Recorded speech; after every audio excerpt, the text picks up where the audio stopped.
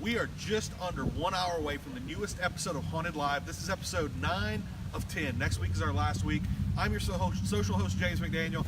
I'm joined here by the host himself, Jamie Kaler. I'm with Commander James McDaniel, and I'm doing the same. It's really cold, actually. Yeah, it's incredibly cold. We're trying to talk on camera, and our voices are muttering. This hand warmer is not doing it. It's not doing it, but my Dollar General gloves are helping immensely. So welcome to Tennessee with us. By the way, this was Jamie's first time ever inside the Dollar General. What was your experience like?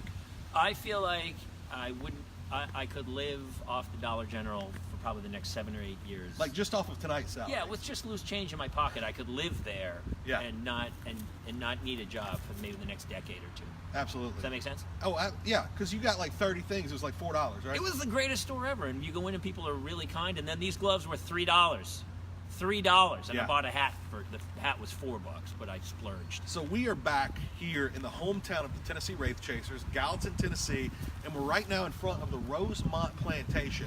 This plantation holds what the Tennessee Wraith Chasers believe is maybe the most powerful entity they've ever dealt with. I believe it's referred to as a hag.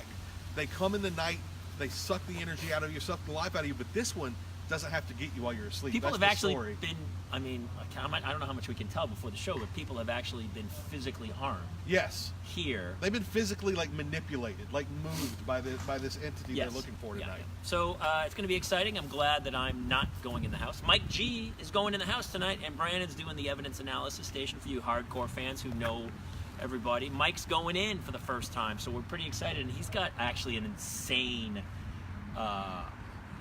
event he's doing in the house tonight, which should be cool. You know, you guys have been asking for Mike G in the house doing a solo for weeks. I see that every week on social media. In fact, if this is your first time watching us or you don't know about Haunted Live, go to facebook.com/travel channel during the show at 10/9 Central. So turn on the show, go to Facebook. You can watch the live feeds. We have 4 live camera feeds everywhere the Tennessee Wraith Chasers are going to be in the house. And if you see something, you hear something, you let me know in the comments. You'll be hearing me commentate during the commercial breaks, and I will let the Tennessee Wraith Chasers know, and they will go investigate. So we need your help leading the hunt. But again, you asked, and you got it. You've got Mike G in the house doing a really cool solo tonight, and I think you're going to love every second of it.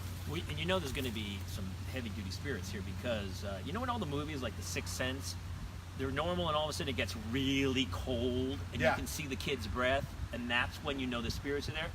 It's really cold here. This is the first time I've seen my breath this year. Yes. Yeah, sitting over there at that table. Yeah. So it's clearly... It's great for us because we can look over and we know you're alive. Exactly. Because sometimes we look over and we're like, is he breathing? And now tonight we can see. Probably usually not. Yeah. Now, Jamie, we've been asking a lot of questions of fans, but this week we're doing something a little different. Yeah. This week we're coming to you with This Week in Ghost News. Yeah. And there's a lot going on with these ghosts out here. I had no idea what was going on until I started researching. The weather, look, it's gotten a little chillier outside. They're really feeling their oats. I'm pulling up some of our stories right now.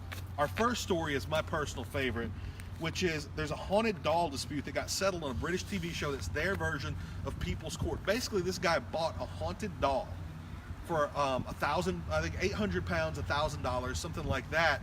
But when he got the doll, Jamie, the doll told him, don't pay this guy. You don't need to do it. Apparently he's having lots of conversations with the doll. The doll was in court, didn't end up getting to testify. Stand on that sort of dispute. What are you going to do? Go against the doll? The doll says, don't pay. It's not on that guy. You just got to go, that's the doll's fault. The doll wouldn't have been $1,000 if it wasn't haunted. It's like a $20 doll. Right. With a little cross payment. So obviously it's haunted. So if you sold a haunted doll to a guy and then the doll ends up, basically telling that person don't pay, then you're not getting paid. That's just the bottom line. Who knows what that doll had to endure at the hands of the guy that sold it. Might not be a very good guy. Who knows what he'd do with that $1,000. On a side note, my home is it's partially haunted, and so I still have a mortgage with Wells Fargo Bank. So as of 2 weeks ago, I notified them that this is what happened. I was in the house, and the house said, stop paying your mortgage. Basically, and so really, very clearly. I told Wells Fargo, and that's not on me. That's not me. It's the ghost. It's the house. The house says to stop paying the mortgage, so I'm done paying the mortgage. And I hope the bank understands, but so far they have been like, what? It ended up not holding up in British court, but the American court system's very, very different. You get the right lawyer. We're gonna find out. Yeah, I think he could make the house a statement, stand up in court. After that, we've had. Hey, first of all, does anyone? What do we got?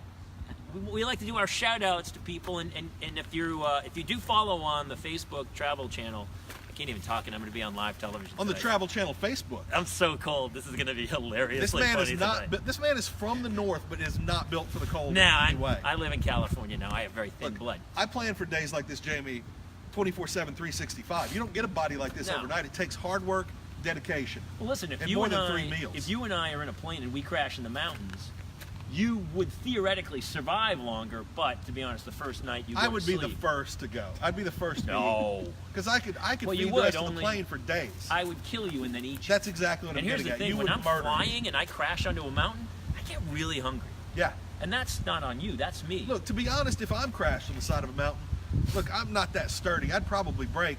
If I'm sitting there starving, I wouldn't mind a little bit of my own thigh. Oh my gosh. It's probably delicious. Dude, I gotta tell you, I mean, you're a good guy and I like you and a great friend, but you look delicious. Yeah, I no. would. Even I'm willing to say that. I Yeah. get that. And even it wouldn't even have to be. You wouldn't even need condiments on that. I think that'd be No, juicy. no. I Yeah. wouldn't even have to cook it. It would be what's the beef carpaccio? Yeah. It would be like James Carpaccio. Oh, somebody's Peppermint carpaccio. who's chiming in. Go ahead, you can talk. It's okay. It turned sideways, and I don't know how. Oh, Do you want to pause and come back? Yeah, probably. we'll be right back, guys.